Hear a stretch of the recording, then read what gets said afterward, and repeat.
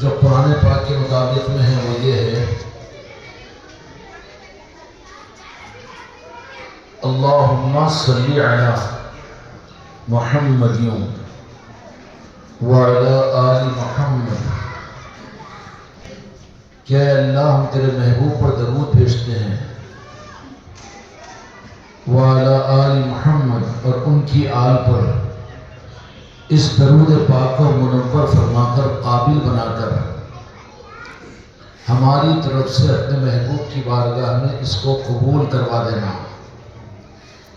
یہاں پر اللہ تبارک و تعالیٰ نے درود پاک کے اس عمل کے اندر میں اپنے محبوب کی عظمت اور اپنے محبوب کے معاملات میں اللہ تبارک و تعالیٰ کے انداز کو واضح فرمایا کہ عبادت تو کرو میری، میں قبول کر لوں، کوشش کرو کہ قبول کر لوں، اچھے سے اچھی نماز پڑھنے کی کوشش کرو، اچھی سے اچھی عبادت کرو اور امید رکھو کہ میں قبول کر لوں گا۔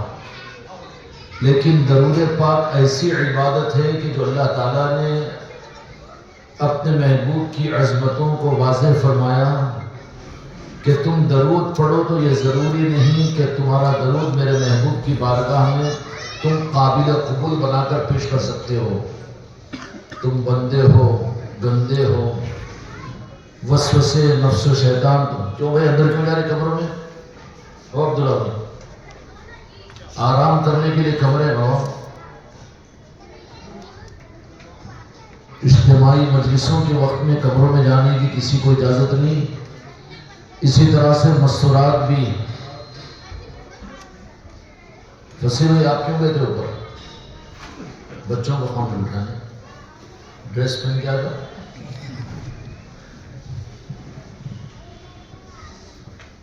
درود پاک کے متعلق اللہ تعالیٰ نے فرمایا کہ تم اس قابل نہیں کہ راست میرے محبوب کی بارگاہ کے اندر میں اپنے درود کا نذرانہ تم پیش کر سکتے ہو۔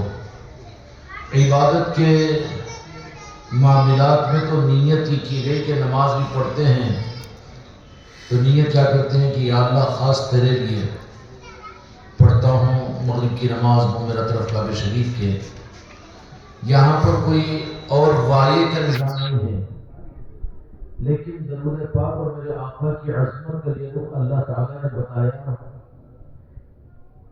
کہ میں اپنے محبوب کی بارگاہ میں راست تمہارا درود تمہارے ذریعے سے نہیں پہنچاؤں گا، بلکہ میرے پاس میں بھیجو۔ اس کے اندر میں جو کمی ہوگی اس کو تمہارے دل کی صمیم قلب اور ندامت کے ساتھ میں اس کو دیکھ کر میرے محبوب کے بارگاہ میں پہنچاؤں گا۔ اللہم یا اللہ صلی علی۔ تو پہلے اللہ کی بارگاہ میں قبول کروایا جاتا ہے، کیا جاتا ہے، اس کے بعد امت کا درود میرے آقا کی بارگاہ میں پیش کیا جاتا ہے۔ سمجھ میں آ رہا ہے؟ اس لیے مولا کائنات مولا علی علیہ السلام سے کسی نے سوال کیا کہ آپ یہ کہتے ہو کہ اللہ کے محبوب حبیب ہے، تو محبوب کا اور حبیب کا معاملہ یہ ہوتا ہے کہ اس کو آگے رکھا جاتا ہے، لیکن کلمے میں تو اللہ تبارک و تعالیٰ نے پہلے اپنا نام لیا اور بعد میں اپنے محبوب کا نام لیا۔ کلمہ کیا ہے؟ لا الہ الا اللہ، پہلے اللہ کا نام، اس کے بعد میں تو یہ کیسی محبت ہے، کیسے حبیب ہے۔ تو مولا علی علیہ السلام نے فرمایا کہ یہی تو محبت کی دلیل ہے کہ پہلے اللہ اپنا نام لے کر ناپاک زبانیں اور کمی والی زبانیں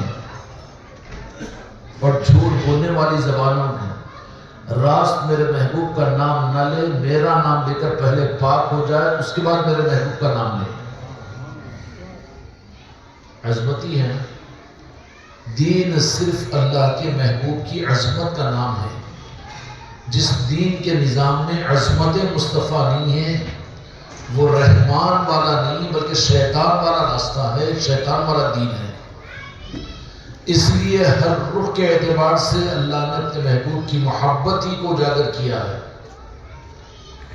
اس لیے میرے بچوں اس پیغام کو سمجھنے کی ہم کوشش کریں۔ درود پاک کا یہ اہتمام اب یہ عصر کی نماز کے بعد میں درود شریف جو پڑھی گئی ہے یہ صرف یہی کا عمل نہیں ہے، بلکہ عصر کی نماز اگر پڑھ چکے ہو تو پورا. اب چونکہ تم ہم اور آپ یہاں پر جو پہنچے ہیں اہل طریقت کہلاتے ہیں. کیا کہلاتے ہیں؟ اہل طریقت، مریدین، غوث و خواجہ کے ماننے والے. یہی ہمارا تعارف ہے نہیں یہ تعارف؟ تو پھر سے تعارف اس کے ساتھ میں حقیقتیں بھی ضروری ہے. عصر کی نماز کے بعد کا وقت جو رہتا ہے یہ عارفین اور اہل اللہ کے پاس، اہل اللہ کے پاس اور عارفین کے پاس. مجبوری ہے، دکان ہے، کاروبار ہے، آفیسز تو نہیں رہتے، آفیسز بھی ختم ہو جاتے ہیں، لیکن دل کے رخ کو چاہے دکان میں بیٹھے ہو کہ مکان میں بیٹھے ہو، میرے بچوں آپ لوگ اگر اپنے آپ کو اہل طریقت اور مرید سمجھتے ہو، خلیفہ سمجھتے ہو، تو عصر کے بعد جیسے دنیا داروں کا صبح اٹھتے ہیں تو ناشتے وشتے کی تیاری کے بعد دکان جانے کو، آفس جانے کو خود بخود رجحان بن جاتا ہے. سنڈے ہے جس دن چھٹی ہے تو اس دن بھی رجحان آتا ہے، مگر چھٹی کا احساس کی وجہ سے چھٹی گزار لیتے ہیں، لیکن رجحان ہوتا کہ نہیں ہوتا. اسی طریقے سے اہل طریقت کے لیے ضروری ہے عصر کی نماز کے بعد کے اوقات پر کمال والے جو ہوتے ہیں ان کا دل تو مدینے کی طرف میں لگا ہوا رہتا ہے، آقا کی بارگاہ میں. نقل کرو گے نا؟ نقل کرو گے نا؟ یہ کمال والوں کی بات ہے. اور عام مریدین کے لیے، عام خلیفاؤں کے لیے اور ہم عام لوگوں کے لیے وہاں تک کہ اس ادب کو ملحوظ رکھ کر کہیں ہم سے کمزوری اور نادانی نہ ہو جائے، اس کے لیے عارفین کے اندر میں یہ بات ملتی ہے کہ مدینے کی منزل کو پہنچنے کے لیے جو چوکٹ اور جو راستہ اور جو ہاتھ جو ذات مدینے تک پہنچانے والی ملی ہے، تصور پیر. جس آقا کی بارگاہ میں ہمارا بیٹھے ہوئے ہیں خواجہ خواجگان سلطان محمد عطا رسول ہمارے آقا، معمولات میں بھی یہی نقل کیا. نقل کرنے والوں نے بابا قطب الدین بختیار کاکی رحمۃ اللہ علیہ نے کہ عصر کی نماز کے بعد سے لے کر مغرب کی نماز تک اپنے حجرے میں بند ہو جاتے اکثر اپنے مریدین سے ہٹ کر. وہ تو مدینے والوں کے نور نظر تھے، لیکن یہ نظام ہم غلاموں کو دینے کے لیے بتایا. اب اس پر سر سوچیں کہ ابھی تک کی زندگی کے معاملات میں عصر کے بعد ہمارا کیا رجحان رہتا ہے. عصر کے بعد کی کافی تو یاد آ جاتی ہے، عصر کے بعد کا ریفریشمنٹ تو یاد آ جاتا ہے، عصر کے بعد میں تلن و بھلن تو یاد آ جاتا ہے. ہم ابھی نہیں بن سکے اہل طریقت. عصر کے بعد میں ہمارا رجحان اس طرف میں آ جائے. جن کو میرے آقا نے قبولیت عطا کی ان کے لیے تو ان کا دل مدینے کی چوکھٹ پر رہے گا. زبان سے پڑھے گے بھی، لیکن دل کا رجحان پورا مدینے کی طرف میں رہے گا. یہ اہل طریقت کی پہچان ہے. وہ منزل ہمیں حاصل نہیں ہے تو یہاں ایکسپوزٹ. بیٹا تمہاری رومال کا ہے، مرید ہے نا؟ تو سلطان الہند آقا جی نے ہم کو اور آپ کو رخ بتانے کے لیے کیا کیا؟ عصر کی نماز کے بعد سے خواجہ عثمان ہروری رحمۃ اللہ علیہ کو یاد کیا کرتے تھے، اور سننے والوں نے سنا کہ اپنے پیر و مرشد کی محبت بعض اوقات اس درجے پر آتی کہ باہر بیٹھے ہوئے مریدین اپنے پیر کی یاد میں بلبلانے کی ہچکیوں کو سنتے تھے. تو عصر کے بعد کا وقت یہ خاص وقت ہے. ہم دنیا کے خاص وقتوں کو تو بنا لیے، چائے کا وقت، یہ ریفریشمنٹ کا وقت، یہ کھانے کا وقت، اور یہ ٹی وی دیکھنے کا وقت، اور یہ آفس کا وقت، یہ دکان کا، سارے وقتوں کو وقت بنائے، وقت سے ہر کام کرتے ہو. تو عصر کے بعد کا وقت کیا ہونا چاہیے؟ عصر کے بعد کا وقت یہ ہے کہ منزل کے پانے کے لیے تسبیح کو اپنے ساتھ میں رکھو. کوئی مرید چشتی ارمان تمہارے پاس میں ہو، تسبیح نہ ہو تو نقص ہے، ناقص ہے. وہ تسبیح ہونی چاہیے. عارفین کی پہچان یہ. जेब में हाथ डालो तो ये तस्बीह तुमको बहुत कुछ पैगाम दे देती है। और जहां भी खाली वक्त मिला तस्बीह निकालो। अच्छा, खाली अगर जिक्र करने के लिए बैठे हैं तो दिल जमाई नहीं होती, कर सकते क्या जिक्र? 2-3 मिनट में आउट हो जाता, फ्यूज निकल जाता। बजाय उसके अगर तस्बीह हाथ में हो, दरूद पाक पढ़ो, अल्लाह का नाम लो, अल्लाह कहो और कलमे तैयबा पढ़ो। कुछ भी हो, तस्बीह अगर हो तो एक सहारा है ना जी, नहीं। इसलिए हर मुरीद हर मुरीदा अपने साथ में जैसे चिश्तिया रुमाल रखते हैं वैसे गले में मत डालो, मगर तस्बीह तो अपने पास में जरूर रखो। और तस्बीह की आदत को छोड़ना और तोड़ना नहीं। सरकार जुनैद बगदादी रज़ियल्लाहु तआला अन्हु से भी आपके उन कमालात के ज़माने में देखा कि आपके हाथ में भी तस्बीह है। सवाल किया कि सरकार आप तो फनाफिल्ला हैं और आपका मुकाम तो कभी ज़मीन पर तो कभी अर्श पर, और आप भी तस्बीह। तो कहा कि सहारे को मैं कैसे भूलूं, इसी सहारे से तो वहां तक पहुंचा हूं। अब हमारे मुरीद ये समझते हैं कि हमको तस्बीह की जरूरत नहीं है, शैतान कहाँ लेकर चला गया तुमको। और तस्बीह बोझ, 50 तस्बीहों के बोझ सेल को बर्दाश्त करते हो, और एक तस्बीह आपको वजन दिख रही है, दिख नहीं रही है, अभी शैतानियत भरी हुई है। इसलिए बाज बुजुर्गों ने कहा है कि तस्बीह शैतान के लिए कोड़ा महसूस होती है। रखने देगा क्या तस्बीह? टूट गई, गुम गई, भूल गया, होता कि नहीं होता?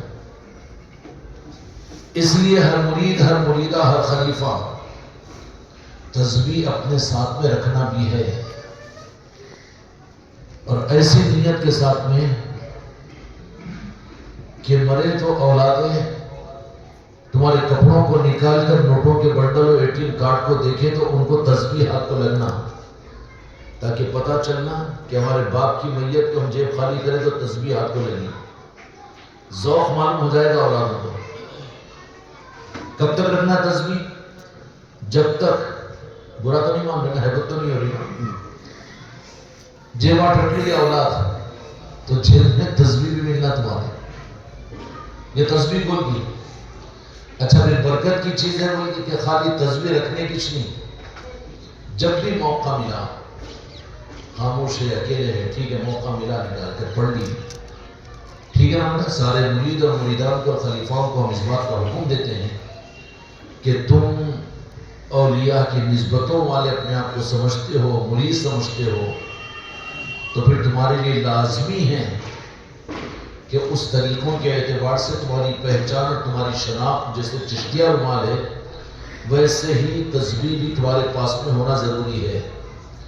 मेरी बच्चियाँ भी, मुरीदान भी, वो भी इस बात का खूब एहतमाम करें। अगर होगी तस्बीह तो पढ़ना भी आसान होगा। तस्बीह अगर नहीं रही तो पढ़ने वाला भी भूल जाता, नहीं पढ़ सकता। नहीं, ठीक है बेटा, तस्बीह रखेंगे जो जरूरी। असर की नमाज के बाद का रुझान जो बनना है, जैसे चाय का रुझान बनता है कि नहीं, असराना, हैदराबादी वो तो मशहूर है ना, असराना भी, ज़ोहराना भी, असराना भी, मगरिबाना भी, इशाइयाना भी, मगर तहज्जुदाना नहीं रहता। तहज्जुदाना तो सो जाना रहता, फिर 12 बजे उठ जाना रहता।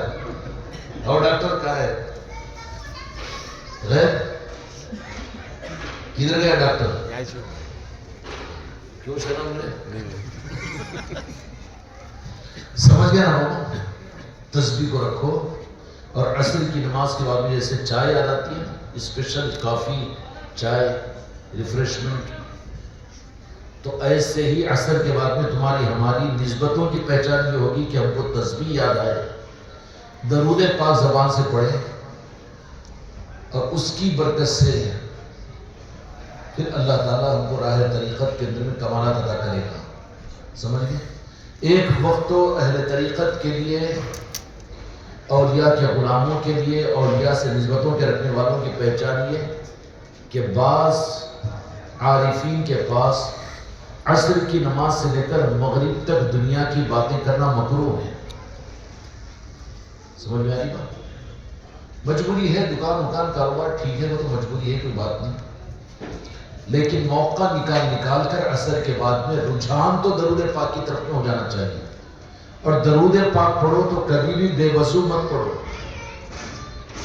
باوضو پڑھنے کی کوشش کرو، بلکہ کوشش کرو کہ باوضو ہی رہے، ہمیشہ باوضو ہی رہے. یہ بھی پہچان ہے اچھے لوگوں کی، باوضو رہو تو بہت سے گناہوں سے بلکہ شیطان تو دور ہی رہتا. شیطان پروف رہتے اگر وضو رہا تو نزدیک نہیں آ سکتا ہوں. اس لیے کوشش کرو باوضو رہنے کی. وضو ٹوٹ جائے فوراً وضو کر لیا کرو، ٹھیک ہے نا بیٹا؟ عصر کے بعد میں رجحان کیا ہونا چاہیے؟ درود پاک. اگر زبان سے یا تسبیح سے پڑھنے کی عادت ڈال لو، عصر کی نماز ہو رہی ہے تو فوراً اب ہاتھ میں تسبیح، زبان پر درود اور رجحان مدینہ پاک کی طرف، دو جہاں کے مالک میرے آقا کی طرف میں رجحان.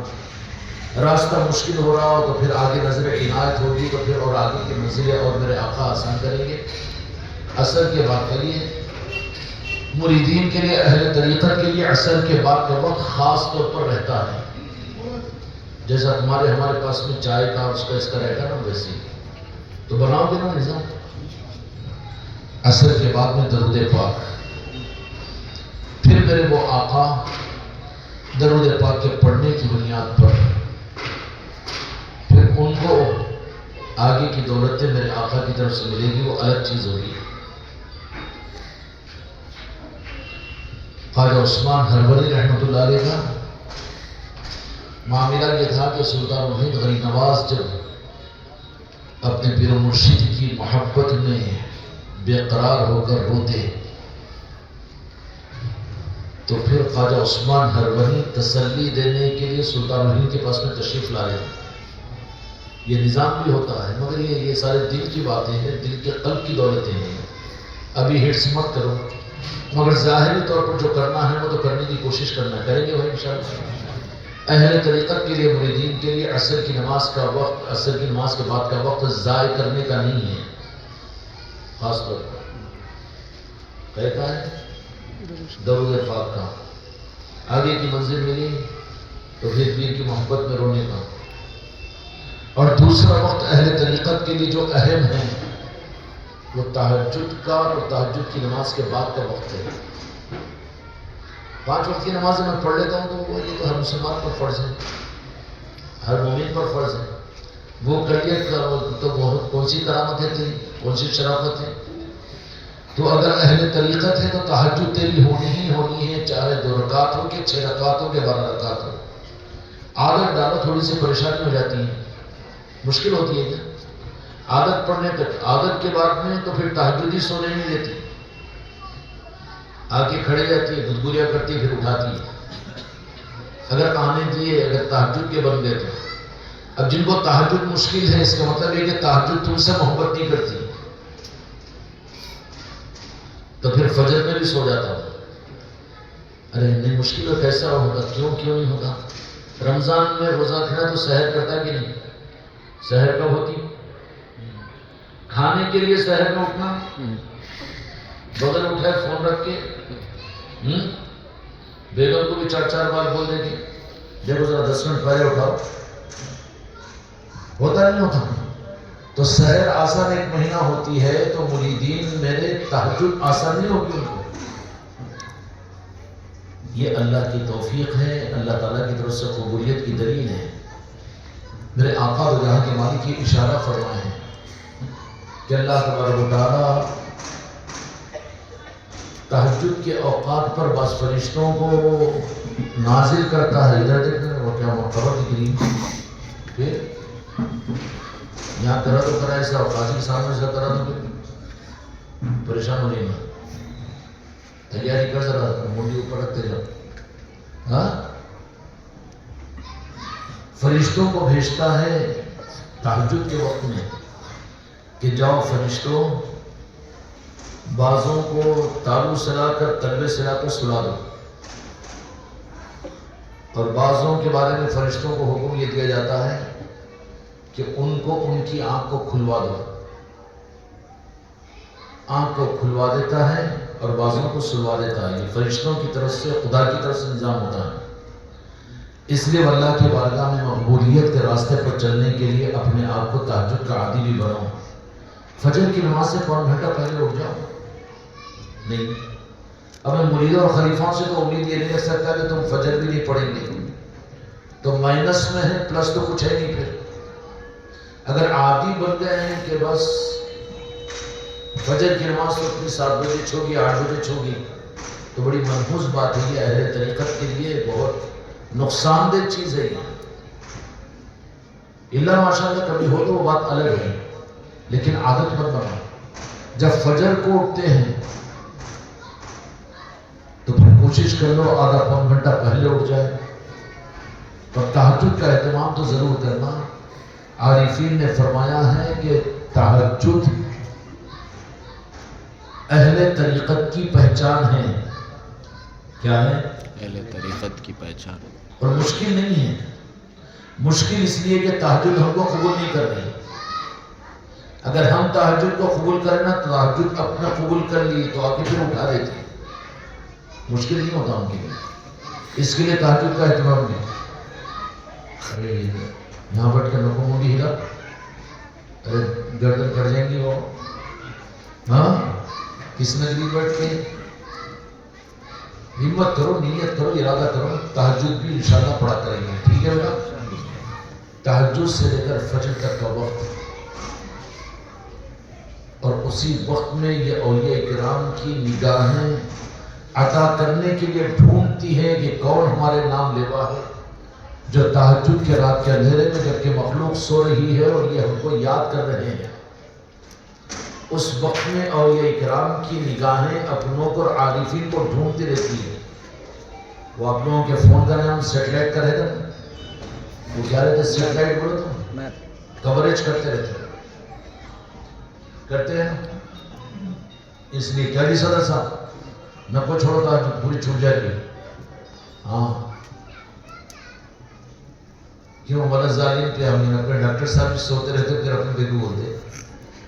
اب ہوٹل اٹھا دے لیکن کو پھر نہیں اٹھایا ہم نے. مجبوری اٹھا دیتی ہے.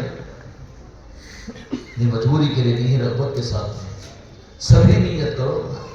اپنی کمزوری کے احساس کے ساتھ میں غریب نواز کی بارگاہ میں بیٹھے ہوئے دل سے مانگو. تہجد کا اہتمام بھی کیا کرو. کریں گے؟ تہجد یہ بھی اہل طریقت کی پہچان ہے. تہجد نہیں چھوٹنا چاہیے. اچھا، جس کی تہجد ہو فجر گول ہوتی نا؟ نہیں ہو سکتی نا. اس لیے بڑی کمی ہے. تہجد تو پڑھو اپنے گھروں کی خانقاہوں میں. اس کے بعد میں اچھا ہے کہ 10-15 منٹ ذکر بالجہر اپنے گھر کے خانقاہ میں گھر کے چھت کے اوپر بیٹھ کر کرو. کیا کرو؟ اس وقت میں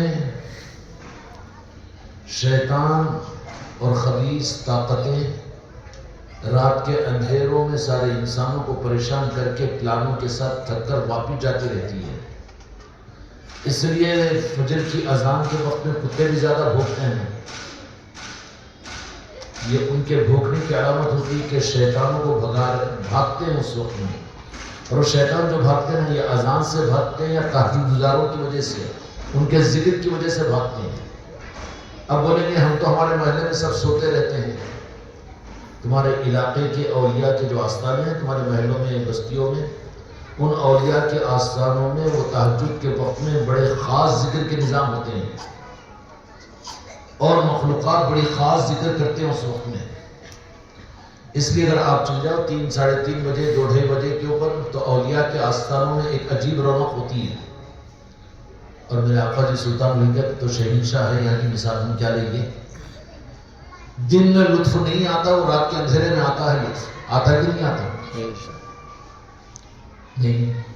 تو کیا پتا چلا کہ ولایت کے نظام سے وابستہ لوگوں کی پہچان یہ ہے کہ دن میں تو مرجھائے ہوئے چہرے ہوں گے، ہاں فرض ادائی کر رہے ہوں گے، لیکن راتوں کے اندر میں اہل طریقت کی پہچان راتوں کی عبادتیں، راتوں کے مشاہدے اور راتوں کے مناجات. ذرا کوشش کرو گے نا. یہ تو فرصت میں بڑھاپے میں بڑھاپے میں اٹھا کے تو پاؤں کے گر جاتا ہو. اب ہے صحت ہے، ابھی سے عادت ڈالو. تاکہ بڑھاپے میں بھی عادت باقی رہے. جاگنا ہو جاگ لے آسمان کے سائے تلے، پھر سوتا رہے گا تا حشر خواب کے سائے تلے.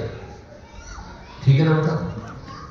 بچوں اس بات کی بھی کوشش کرو کہ ایک تو عصر کے بعد کے اوقات میں اور دوسرے تہجد میں اٹھ کر تہجد کے بعد اپنی نمازیں پڑھ لو، مناجات کرو، اللہ تعالیٰ سے باتیں کرو. اس وقت میں آن لائن رہنا معاملہ. پہلے فون تھے تو ہاف چارٹ میں بات ہوتی تھی نا، رات میں 12 بجے کے بعد بزی نہیں رہتے تھے. ایسے ہی تہجد کا وقت رب سے باتوں کے کرنے کا وقت ہوتا ہے عارفین کا. اس وقت میں اوپن رہتا ہے، کیا بولتے اس کو؟ On line. ہاں آن لائن نہیں بیٹا، ہاں نہیں، اس وقت میں وہ بزی سرور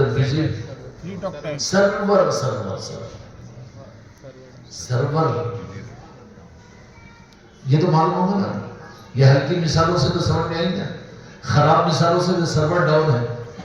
بٹ اس وقت میں آن رہتا سرور. اس وقت میں باتیں کرنے کا بہترین موقع رہتا، کیونکہ وہ وقت اللہ تعالیٰ اپنے نیک بندوں کو عطا کرتا ہے خاص. اور اس وقت میں اگر یہ سونے کا مزاج بنا لے، شیطان میں بول دیتا ہوں. اس لیے سرور اس وقت میں سرور بولتے کہ اس کو اور جو سرور یہ سرور تو سرور ڈاؤن نہیں رہتا اس وقت میں، آن لائن رہتا. کلک کرتے ہی کنیکٹ. سرور ڈاؤن ہے مجھے سست بڑھ جانا نہیں پڑتا. اور جو شاید صاحب پیٹ میں درد کی سرور ڈاؤن تو نہیں نا. تھوڑا سا مجاہدہ ہے، عادت بنانے کی کوشش کرو. بھلے فجر کی نماز پڑھنے کے بعد میں آپ سو جاؤ 1 گھنٹہ 1.5 گھنٹہ. اللہ تعالیٰ اتنا مجبور تو نہیں بنایا. اس لیے اگر نیت ہی نہ کرو تو پھر توفیق نہیں دے گا نا اللہ تعالیٰ. اس لیے جس وقت میں سرور آن رہتا ہے آسانی کے ساتھ میں. اب جیسے ٹکٹ ریزرویشن کروا لیتے تو سرور ڈاؤن والوں تو چکر میں تھے، پریشان تھے، کنپٹیاں بیٹھ جاتے تھے. ارے اوپن ہے سرور تو چلو ٹکٹ کو 200 روپے زیادہ دے دو، ہمارے ایجنٹ سے کراؤ، کیونکہ اس کے پاس میں سرور ڈاؤن نہیں رہتا. ہوتا کہ نہیں ہوتا؟ اور یہ سرور جس وقت میں اوپن رہتا ہے اپن سوتے رہے، سونے کی عادت بن گئے. اس لیے میری بچیوں آپ لوگ بھی تہجد کی عادت ڈالو، پابندی کرو. ان میرڈ بچیاں جو ہیں وہ لوگ بالاہتمام تہجد نہ پڑھیں، لیکن جن کی عمریں 50 سال کے آگے ہو چکی ہے وہ تو تہجد کو بالاہتمام پڑھے گی، اور بالاہتمام پڑھنے کے ساتھ میں اپنے گھروں کی خانقاہوں میں ذکر بالجہر بھی کرے. 50 سال کے آگے کی عمر کی عورتیں میری بیٹیاں جو ہیں وہ تو اپنی ذمہ داری سمجھے کہ اپنی گھر کی خانقاہ میں ذکر بالجہر دھیمی آواز سے ذکر بھی کرے. ٹھیک ہوگا؟ سمجھ رہے ہیں؟ تو تہجد کے وقت میں سرور ڈاؤن نہیں رہتا، آن لائن. پھر لطف آتا ہے، مزہ آتا ہے، ٹیسٹ آتا ہے. جن کی تہجدیں قبول ہوتی ہے، جن کو اللہ تعالیٰ پسند کرتا ہے، فرشتوں کو کہتا ہے کہ ان کا اٹھانا، ان کی عبادت کرنا مجھے پسند ہے، ان کو اٹھا دو. ارے وہ سستیاں پھر زبردستی کے بیٹا سوتے رہتا، پلٹیاں مارتے رہتا، نہ کو اس کو، اس کی عبادت سے میں پسند نہیں ہوں، اس کو تو سنا دو. نہیں، اس لیے اللہ والوں کی نسبتوں کی لاج رکھ کر اس بات کی کوشش کرو کہ تہجد کا اہتمام بھی چھوٹنے نہ پائے. ٹھیک ہے نا بیٹا؟ تہجد اپنے گھروں میں پڑھو، ذکر اپنے گھروں میں کرو، لیکن فجر کی نماز کوشش کر کے اپنے محلے کی مسجد میں پڑھو. یہ بہت عیب کی بات ہے کہ بغیر عرض کے آپ لوگ، تمہارے میرے اندر میں کمی ہے کہ مسجدوں میں جانا کم کر دیے ہیں. مسجدیں کس کے لیے ہیں؟ مسجدیں کس کے لیے؟ فجر کی نماز اہتمام کے ساتھ میں اپنے محلوں کی مسجدوں میں پڑھو، مسلمانوں سے تعلقات قائم کرو، لوگوں کو قریب لاؤ نظام کے سمجھانے کے لیے. یہ نہیں ہے کہ مریدین کے لیے، خلیفاؤں کے لیے تو مسجد میں جانا ہی ممنوع ہو گیا. بہت بری بات ہے، عیب کی بات ہے، اپنی نفسانیت اور شیطانیت کی علامت ہے. فرض نمازوں کو مسجد میں جا کر ادا کرنے کی کوشش کرو. کرنا ہے نا؟ ٹھیک ہے. یہ جمعہ بھی گھر میں چاہیے. اور شب ایسا تو نہیں ہوگا نا؟ فجر کی نماز کو بھی اور دوسری نمازیں بھی مسجدوں ہی کے اندر میں ادا کرنے کی کوشش کرو. گھر میں تو عورتوں کے لیے نمازیں ہیں نا. فرض تو مسجد میں پڑھنا ہے. یہ کون سا کب میں بتلا دیا تھا آپ لوگوں کو کہ میرے مریدان اپنے گھروں میں نماز پڑھو؟ نہیں نا. مسجدوں کو چھوڑ دو. تو مسجدوں سے چھڑوانے والا کون ہوتا ہے؟ شیطان ہوتا ہے نا. تو پھر پیر کے مرید کہاں ہے؟ تم شیطان کے مرید بن گئے. مسجد کیا؟ اس لیے مسجدوں میں بجماعت نماز پڑھنے کا اہتمام کرو. اور اتنے بڑے متقی مت بن جاؤ کہ بدعقیدہ ہماری اس کی نماز ہمارے اس کے پیچھے نہیں ہوتی، اس کے پیچھے نہیں ہوتی. خامخواہ کا دھوکہ چکر ہے. سمجھ میں آئی؟ تو جا کے پھر ہر نماز راجن شاہ ولی کے دربار میں پڑھا کرنا، یہ ہوتا کہ ہمت خامخواہ کی حماقت ہے نا وہ. اس لیے نفس و شیطان کے چنگلوں سے اپنے آپ کو بچانے کے لیے تمہاری نماز ہے اللہ تعالیٰ قبول کرے گا. اس میں اگر درود پاک کا واسطہ اس کے محبوب کی نسبت ہے. ارشاد بیٹھ کے گی آواز ہی نہیں کر دے. بتایا بھی نہیں آپ نے، میں نہیں غیر سمجھ رہا تھا. سمجھ رہے نا بیٹا؟ اب میرے مریدوں و خلیفاؤں کو بھی یہ حکم سمجھ لو کہ مسجدوں میں جا کر جماعت کے ساتھ نماز پڑھا کرو. تہجد گھر پر، ذکر گھر پر، لیکن فجر کی نماز مسجدوں کے اندر میں. فجر کی نماز پڑھو اور پڑھ کے نکل کر آ کر پھر آگے گھنٹہ ڈیڑھ گھنٹہ آرام کر لیجیے. پھر کاروبار چلے جاؤ، آفس چلے جاؤ. ایک سسٹم بناؤ نا. ٹھیک نا؟ تو اہل طریقت کے لیے عصر کے بعد کا وقت اور تہجد کا وقت، فجر سے نماز کے پہلے کا وقت، یہ بہت خاص ہوتا ہے. احترام کرو گے انشاءاللہ. یہ دو چیزیں تو مرید اور مریدان کے لیے تمہارے معمولات میں ہم یہاں پر دے رہے ہیں. ایک مرید اور مریدہ بھی ہم کو اور اجمیر کے سفر کے اندر یاد نہیں رہا حضرت ہمارے معاملات کیا ہے. ان کی چھٹی مل گئی تو اچھی بات کی. اچھی بات نہیں ہے بابا، وہ بری بات ہے. وہ نہیں. تو معاملات کے اندر میں عصر کے بعد درود پاک